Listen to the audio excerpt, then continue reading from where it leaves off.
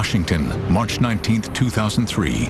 At 7:12 Eastern Standard Time, President Bush issues an executive order. Its duration is to apply decisive force. Minutes later, two F-117 Nighthawks take to the pre-dawn sky. Their destination, Baghdad. Their target, a reinforced bunker believed to house Iraq's dictator and his henchmen.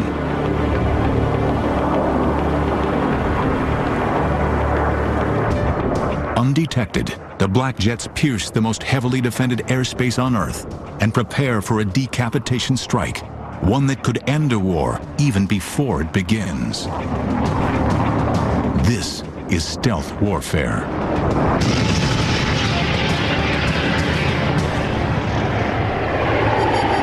For as long as aircraft have been used in combat, efforts to make them invisible to the enemy have been ongoing. By the First World War, attempts to build stealth aircraft concentrated on the use of camouflage to make planes difficult to detect visually. By the Second World War, the development of camouflage paint has reached new levels of sophistication, but these traditional schemes can only delay visual detection. The invention of radar changes everything. By transmitting electromagnetic waves and observing the returning echoes, aircraft can now be spotted hundreds of miles away. To counter this, British engineers come up with chaff, narrow metallic strips that act as tiny reflectors. In the ensuing whiteout, enemy radar is confused. But it is not an entirely satisfactory solution. The enemy knows something is there, just not exactly where. There were certainly efforts during World War II, with dropping all these little metal streamers to try to prevent people from using radar to see your airplane. So stealth has been tried since that period. By the 1950s, the Soviets are developing a highly sophisticated and lethal defense network consisting of SAMs, radar-guided surface-to-air missiles. Once they lock onto a target, these missiles will not miss.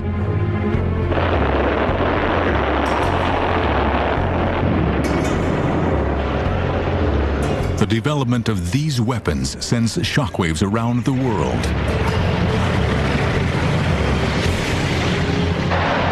To counter this threat, the U.S. begins to produce aircraft that can fly higher than the enemy's planes and missiles.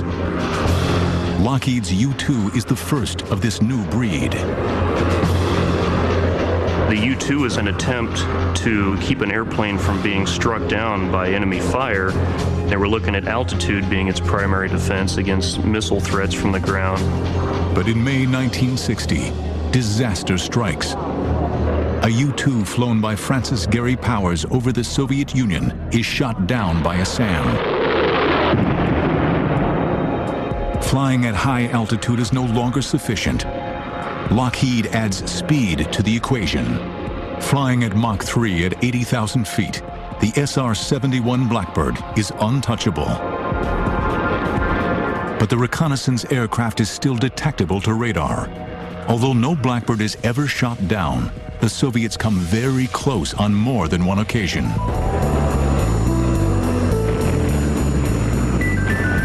During the Vietnam War, anti-aircraft systems massively disrupt U.S. air operations. We had a tough time with their SA-2s and SA-3s, and we knew that they were developing much more sophisticated missiles. We knew that just conventional airplanes were not going to be able to survive in a high-dense, coordinated missile defense system. In 1973, during the Yom Kippur War, the Israeli Air Force loses 109 strike aircraft in just 18 days. No shooting! 17, wow. Extrapolating the Israeli loss ratio into a NATO Warsaw Pact scenario, U.S. strategists realize that NATO air forces would be no match for the Soviet missiles. The Air Force were recognizing the fact that there was no practical way of penetrating the Soviet defenses with our existing air forces, period. And so there was a requirement for a radical change in the stealth capabilities of an airplane to penetrate. For the aircraft industry, stealth represents a radical change in design, an engineering step too big to even contemplate. Manufacturers, for some reason, didn't pay much attention to this in the 50s and 60s and even in the 70s. And I think one of the reasons for that is the amount of radar cross-section reduction you had to make to go from a conventional airplane to a truly stealthy airplane. The number was so big that most people dismissed it as something, why waste your time on that? But by early 1974, DARPA, the Defense Advanced Research Projects Agency, has become sufficiently worried about the Soviet-made SAMs. It asks 5 manufacturers to identify a means of making an aircraft undetectable to radar. Surprisingly, Lockheed, the makers of the U-2 and SR-71, is overlooked. In 1975, Clarence Kelly Johnson retires as president of Lockheed's Advanced Development Program, known as the Skunk Works. His successor, Ben Rich, hears about the competition and lobbies hard to get the Skunk Works into the thick of the action. Dennis Overhalser is tapped to head up the development team. One day, while conducting research, he comes across an obscure paper written in 1962 by a Soviet scientist. It contains a mathematical formula for calculating the radar return of a flat object. The paper, ignored by the Soviets, is the spark that ignites the Skunk Works team. We had a team of people who were not just competent, they were very experienced. And I think that's key. In other words, these people had done the SR-71, they'd done the U-2, and could pick up a pencil and say, okay, you want a wing structure designed? Just show me what you want, I'll design it. The Skunk Works team now considers how to make the aircraft invisible to radar. If I want to reduce the range at which I detect an airplane, I've got to reduce the radar cross-section. So the first thing we do is to try to make sure that all the lines and all the surfaces are inclined at a very shallow angle to incoming radar. So most of the energy is reflected off into space. Huge mainframe computers are used to calculate the vast range of design possibilities and their impact on radar visibility. The computer capability of our mainframes is what can be held in anybody's hand calculator these days. And the reason why the airplane was faceted the way it was because we could only handle a certain number of surfaces in one computation. After months of numbers crunching, the Skunk Works team concludes a flat diamond is the optimum shape to evade radar. But Lockheed's futuristic concept has no aerodynamic characteristics and is quickly dubbed the hopeless diamond. The shape is obviously strange by any historical standards. When you first look at it, and I'm not an aerodynamicist, but I've been around the aircraft business a long time, I had the same reaction that a lot of other people have had, and that is this going to fly? I mean, this is a really strange-looking airplane. Lockheed was losing money in their commercial business. The pressure was on for the Skunk Works team. They had certainly designed something revolutionary, but could they possibly build a true stealth fighter aircraft?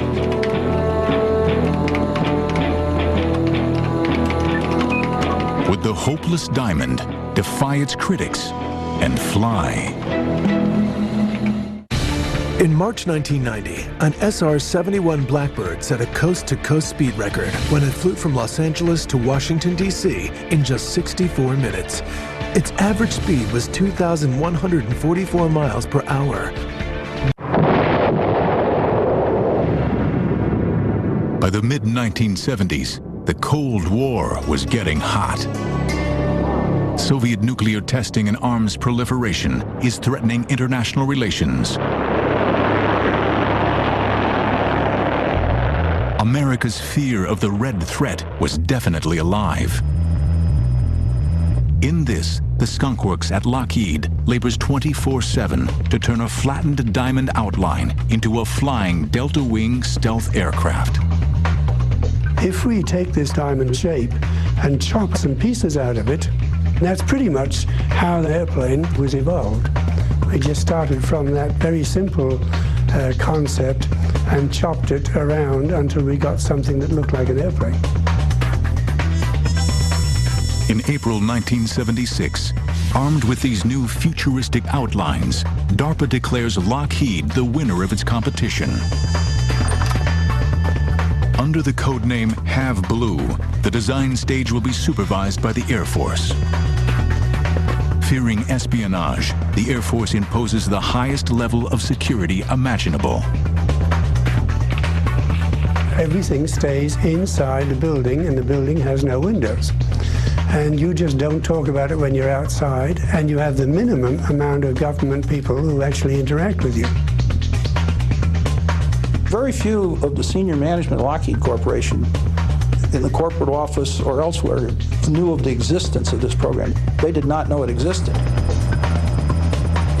But the staff at Skunk Works knows all about sensitive operations. Well, there's always sort of a wartime environment at the Skunk Works, which goes back to the U-2 operations and the SR operations. We're always doing things in a clandestine sense, and we're always sort of, quote, at war when the rest of the services and the rest of the country is not. Now Have Blue is the most top-secret program in the country. Under extraordinary conditions, 2 technology demonstrator aircraft are to be produced. One to test the basic flying qualities of the design. The other, its stealth. But there are some major challenges ahead. Alan Brown tackles the crucial problem of reducing the plane's radar cross-section. The inlets on an airplane looking nose-on are really the dominant source of return. The energy goes in the inlets and rattles around and just comes right back like these 2 lighthouse beams. So if you can reduce that, then you've pretty much taken care of the rest of the airplane. So I came up with a fiberglass grid which incorporated an absorbing material. And we used to call it the Roach Motel because there was an ad at that time on TV for the Roach Motel. Roach Motel. The roaches check in, but they don't check out. And that was the theme with the radar waves. The waves were absorbed to a large extent by the filter at the front, but what did get through to the engine face could not come out again. Finally, RAM, radar-absorbing materials, are added to minimize the remaining radar signature. The radar-absorbing material was made in sheets like linoleum. And then these sheets were cut to fit the facets of the airplane, the flat surfaces, and then they were put on adhesively. So it took quite a bit of manpower to do all this work because the whole airplane was covered with this stuff, and it had to be done very precisely. By the summer of 1977, American moviegoers are in the grip of Star Wars mania. Meanwhile, their own government is turning science fiction into science fact. In November, the Have Blue prototype is secretly transported to the Nevada desert for a series of covert test flights. The following month, as America goes about its business, unaware of the highly classified project, the world's first stealth aircraft makes its maiden flight. The Have Blue demonstrated that we could indeed take an aircraft that was shaped the way it needed to be shaped, turned out to be a very unstable airplane, and we could make that airplane fly, and fly quite well. But after just 6 months of test flights, disaster strikes. On May 4th, 1978, the first prototype suffers engine failure and crashes. The pilot, Bill Park, ejects. And then 2 months after crashing Airplane 1, after much agonizing and soul-searching and reviewing and changing, we were airborne again in Airplane 2 and out measuring our stealth machine. The plane proves almost invisible to all but the most advanced radar systems. And head-on, Have Blue is undetectable. The program is a huge success. Then, in July 1979, disaster strikes the second Have Blue prototype. The airplane was conducting a routine stealth flight where it flies past the radar systems on the base. And Ken noticed that he was losing control, and he got a fire indication back at one of the exhausts. There's nothing we can do.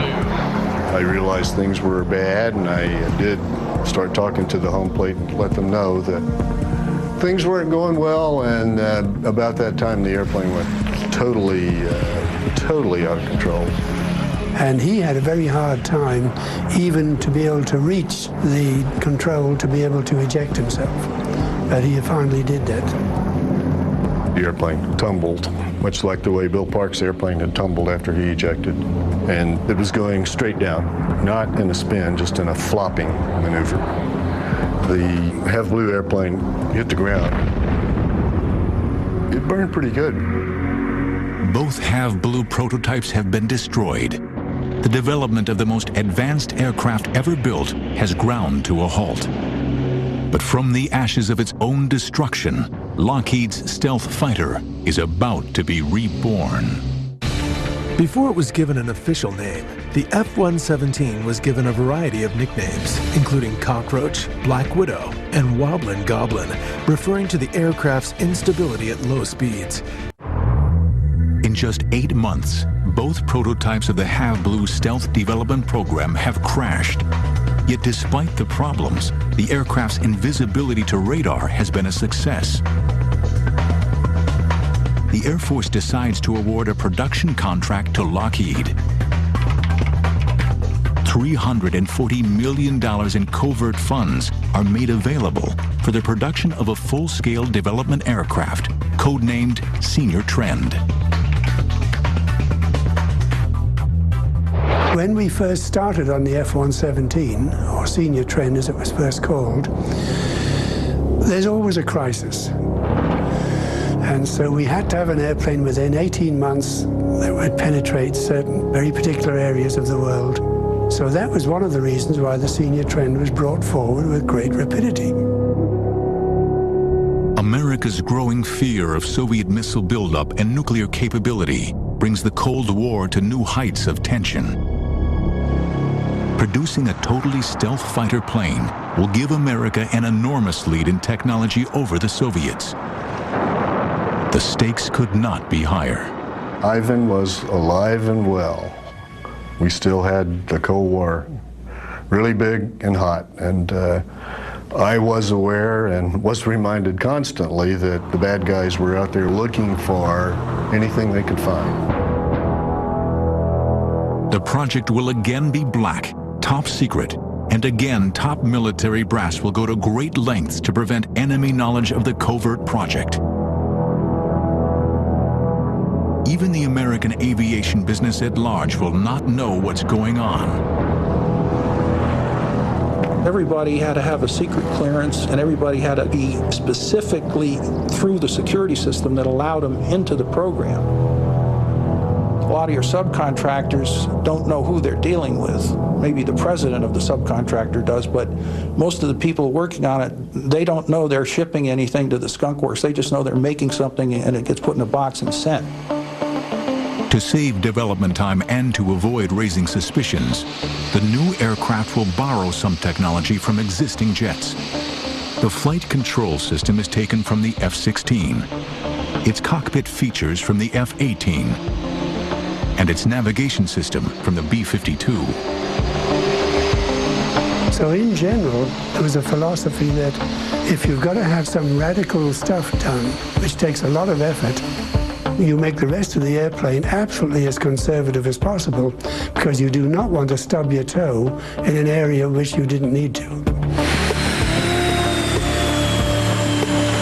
Finally, on June 18, 1981, 2 years after launching the program, the Senior Trend aircraft is prepared for its first flight over the Nevada desert.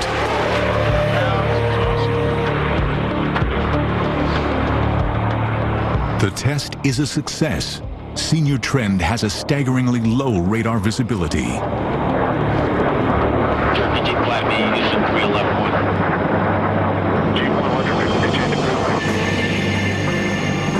The world's first stealth bomber is delivered to the Air Force in August 1982. And an entirely new top-secret base is built in the Nevada desert at Tonopah.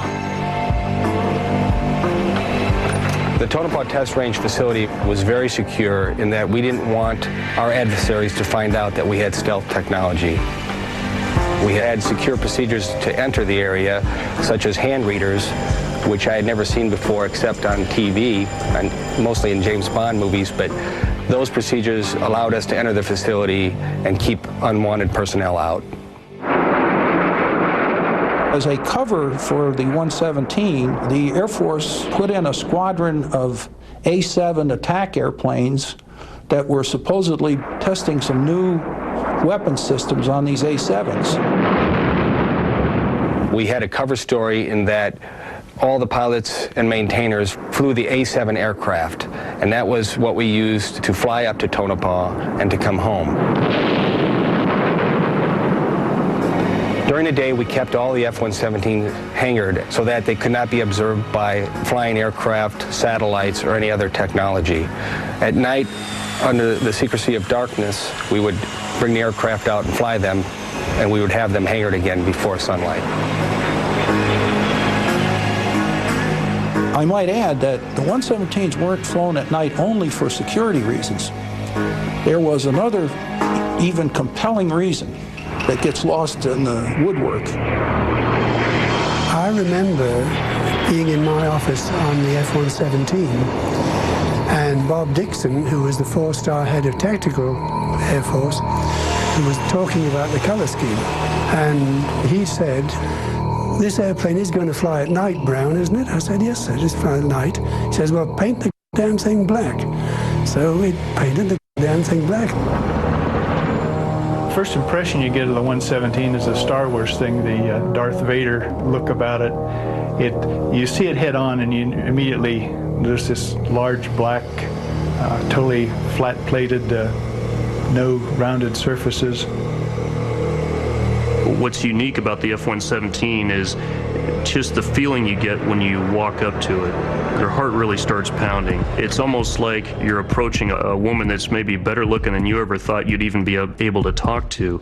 And so when you approach this woman, you do it carefully, but with a lot of respect. I always refer to it as a woman's evening dress, a little black dress. It's extremely sexy. It is a killing machine, though. Make no doubt about it. It is a killing machine, but it's a good-looking killing machine. A new unit, the 4450th Tactical Group, is created to fly the new black jet, and a new name is needed. The aircraft is given a surprising designation, the F-117. This was definitely an attack airplane, and of course the question then is, why is it called an F-117 when F stands for fighter? And again, we've got to go back to Bob Dixon, who was head of TAC, and he was going to use his very best fighter pilots on this program because it represented the top point of the Air Force. Well, no fighter pilot worth his salt is going to fly an airplane with a B designation in front of it, and maybe not an A designation, which means attack. So they called it an F, to make the fighter pilots feel like they're flying fighters. It's a fairly roomy cockpit for a single-seat fighter. I thought it would be a small kind of a cockpit, say like the SR-71 or the U-2. And when I actually got in it, there's plenty of room for all the equipment that's required to operate the aircraft. Without this flight control technology, the pilots would have a tough time flying the jet. I thought that I was going to feel a little bit disconnected, more like somebody operating a computer, where I might have been kind of along for the ride, inputting my vote here and there. I call it a wet bag of cement or a Coke machine. If it loses its ability to fly by wire, it is a inherently unstable platform. It has no glide. It will fall to the earth, probably and not in a polite fashion, I might add. Nonetheless, when you're actually sitting in the cockpit and you're advancing the throttle or you're engaging a left turn or a right turn with the center stick, the aircraft flies just like any other fighter that I have flown in the past. The aircraft is so well designed and modeled that you really feel like you're strapped to the machine and you are putting the aircraft and the weapons exactly where you want to.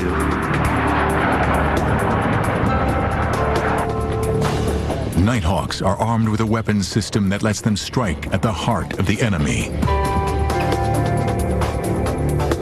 High-tech laser-assisted mapping and guidance systems allow the black jets to release deep penetration bunker busters with pinpoint accuracy.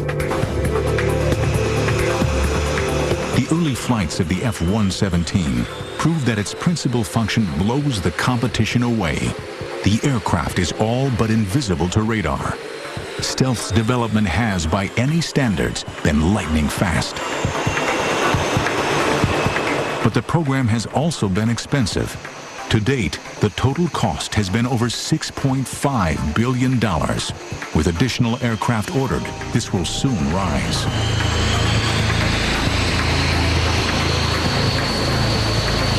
By the late 1980s, America has its conceptual aircraft, but one question remains.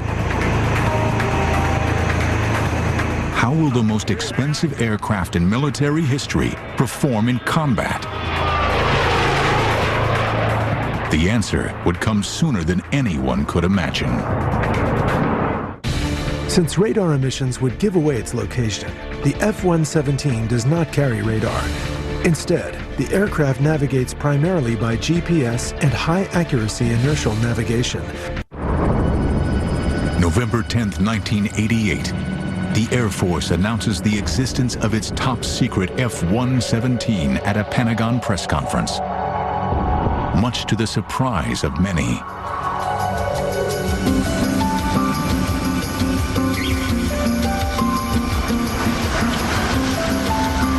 I was in vacation in South America at the time and first saw it in a Portuguese language newspaper, a photograph of our airplane.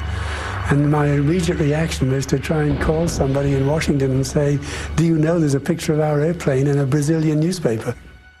A total of 59 aircraft are being procured.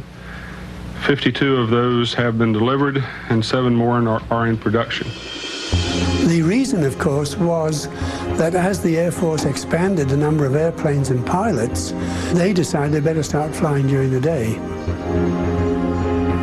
By the fall of 1989, America's stealth fighter is no longer shrouded in secrecy.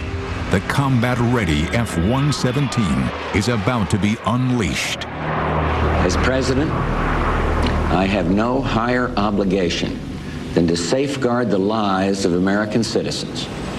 And that is why I directed our armed forces to protect the lives of American citizens in Panama and to bring General Noriega to justice in the United States. Though Panama has no radar-guided defense network, F-117s would spearhead Operation Just Cause. The aircraft was chosen not because it was stealthy, but because it could drop precision munitions at a dedicated time over target. Those two were keys to the mission. We had to make sure the weapons went where we aimed them, and we had to be on time because 30 seconds after our bombs went off, we had Navy SEALs and Delta forces jumping out of aircraft into those fields. 2 black jets are ordered to destroy the barracks at Rio Hato, belonging to Battalion 2000, a unit loyal to Noriega. Just prior to taking off for that mission, we were told by the leadership that they wanted to maintain the barracks and keep them to use in the future for the American forces. Our goal was to stun and disorient the Panamanian Defense Forces, so they asked us to drop our bombs in the fields 50 meters short of these barracks. Two 2,000-pound bombs are dropped, and the field is hit. But back home, the F-117's first operational mission is considered a failure. Bombing fields is not what expensive stealth bombers are supposed to do. After Operation Just Cause, people in the media tried to say that the stealth fighter was not successful. The media was looking for a story on wasting taxpayers' money and buying this technology. The stealth program is criticized by Congress and labeled too expensive. The total program cost about $8 billion. When I say total cost, I mean the total development cost, total flight test, produced 59 airplanes, all the spares. That even includes $200 million to build the hangars at Tonopah. And it is a true bottom line number. Now, I know this was in 1980s and so on, but even so, if you compare that with other aircraft programs, most aircraft development programs cost today $20 billion. But the Air Force successfully champions the Nighthawk's case. The fact is, the F-117 is accurate and cheap.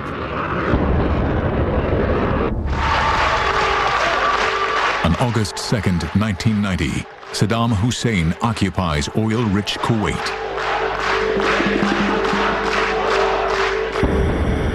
Just a month later, the 37th Tactical Wing begins a very public deployment to the King Khalid military air base in Saudi Arabia.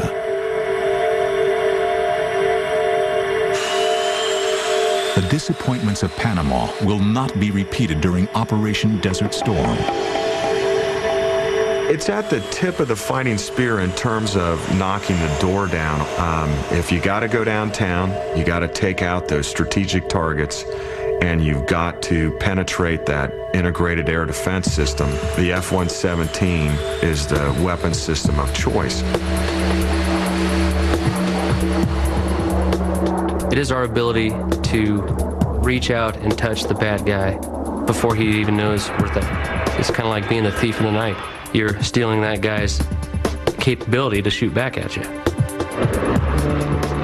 22 minutes after midnight, on January 17, 1991, F-117s from the 415th TFS attack.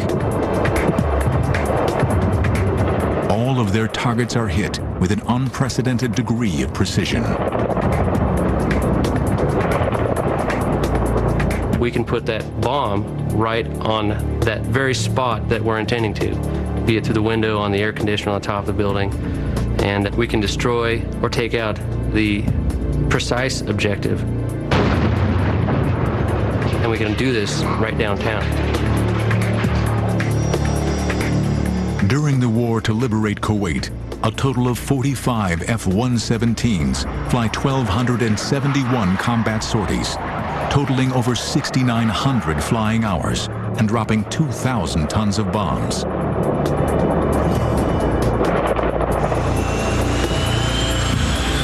Representing just 2% of the attacking force, Nighthawks dropped almost 40% of the total number of bombs used in the conflict.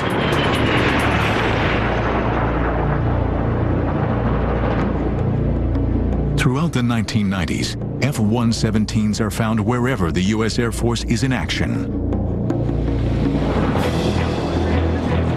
But on the night of March 27, 1999, during the NATO bombing of Serbia, the unthinkable happens. Have the Serbs developed a new radar system capable of detecting the undetectable? Has radar caught up with America's stealth aircraft? During Operation Desert Storm in 1991, F-117s flew 18 and a half hours non-stop from Holloman Air Force Base in New Mexico to Kuwait, setting a record for single-seat fighters. Kosovo, March 28, 1999. 25 miles west of Belgrade in the village of Bujanovic, a downed F-117 lies in pieces.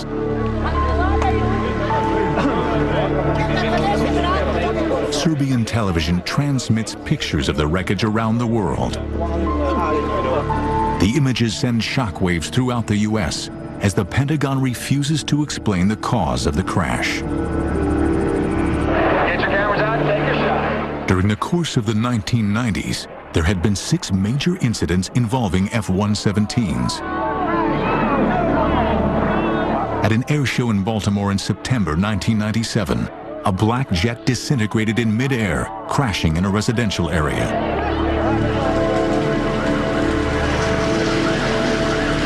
Could the downed jet in Kosovo have been the result of a similar catastrophic failure? The information surrounding that, of course, is still classified. A bullet doesn't have a radar, and it doesn't care where you're at. And the chances of one of those hitting me ballistically or just out of the blue is pretty small. But he got hit, so it can happen. Obviously, the loss of an F-117 is going to impact the community. We don't own a lot of them as a country or as an Air Force, so losing one is significant. Whatever the cause of the crash, it did not affect the operational status of the world's first stealth aircraft. Post-September 11th, Saddam Hussein is once again seen as a threat in the Middle East. As fears about his weapons of mass destruction grow, America's patience runs out. Coalition forces have begun striking selected targets of military importance to undermine Saddam Hussein's ability to wage war.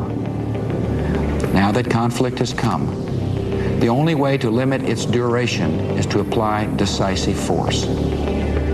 In Operation Iraqi Freedom, F-117s would draw first blood. Flexibility is what the F-117 gave us in Iraqi Freedom. The very opening night of the war, where they had a key target that they needed taken out, they had to figure out very quickly what kind of airplane was going to go in there and take out that target, and their choice was the F-117. Based on intelligence, a gathering of Iraqi leadership is identified. In a military decapitation exercise, stealth will be used to try to eliminate the key players of the regime.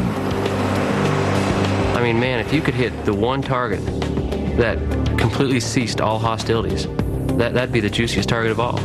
If I could go in there one night and stop the war, that would be money. If it was the one right downtown, right in the center, the hardest one to get to, that's the job of the F-117, is to hit that target. That was the objective of night one. If we can cut the head off the snake, the game's over. At precisely 4 a.m. local time, 4 2,000-pound bunker busters hit an underground complex thought to contain Saddam Hussein and his top generals. Though the mission was a success, its objective failed. A defiant Saddam appeared on television a few hours after the strike. Iraq's dictator was still very much alive.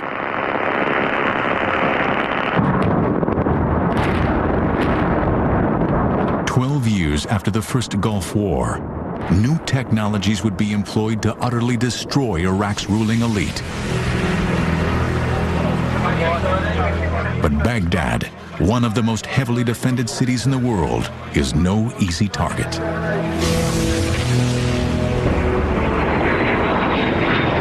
The F-117 is a very mission planning intensive platform.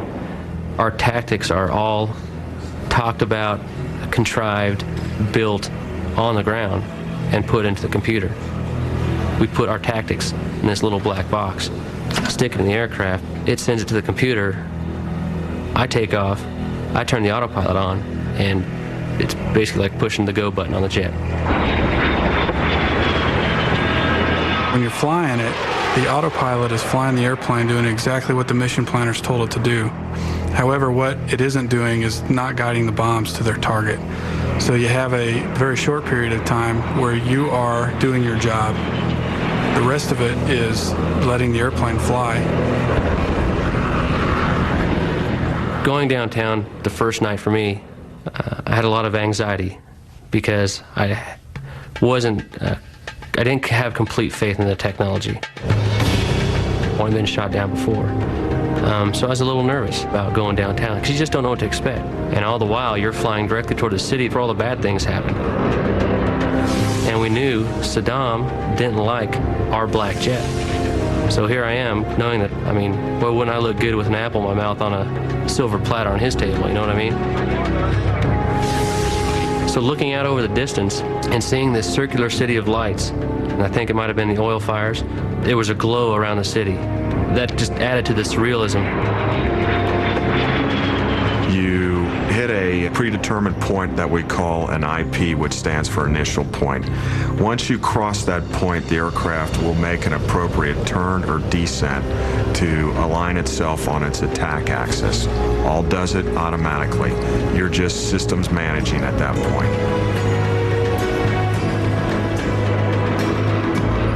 And the next thing you know is AAA starts lighting up over the town. And I thought to myself, wow, that's a lot of lead in the air. And you keep looking at that point that turns you left into Baghdad. And you just stare at that thing going, boy, here it comes, here it comes. The next thing you know, you look to your right, lots of AAA, lots of SAMs, and the jet turns right into it. And you're like, oh my God, down the chute we go. Once it makes that initial turn onto its attack axis, you run through a series of steps. You want to check, for example, your fuel, your altitude, your time, where you're at in the timeline, and your speed. That will run you through this ballet of sorts to get you into that bombing run mode. I'm so thankful that I'm on the delivering end when I'm flying the F-117, because I would not want to be asleep in the middle of the night, or awake for that matter, and then have something that I never heard coming, never saw it. Although, in another respect, maybe that's the quick and painless way to go if you're the enemy. No official statistics on the effectiveness of Nighthawks during Iraqi freedom have been released, but its contribution was immense. No other aircraft in the U.S. arsenal can do the job it does so well. The F-117 was the first aircraft that was just purely designed around the idea of stealth and being able to go into a highly defended target area with near invisible capability, deliver precision weapons, and then get back out safely. And obviously it's proven itself several times in that scenario. The aircraft, designed in absolute secrecy at the height of the Cold War, is as potent a weapon today as it has ever been. The F-117 is capable of utterly destroying defense infrastructures without ever being detected. For its pilots, the advantage in modern warfare is unbeatable.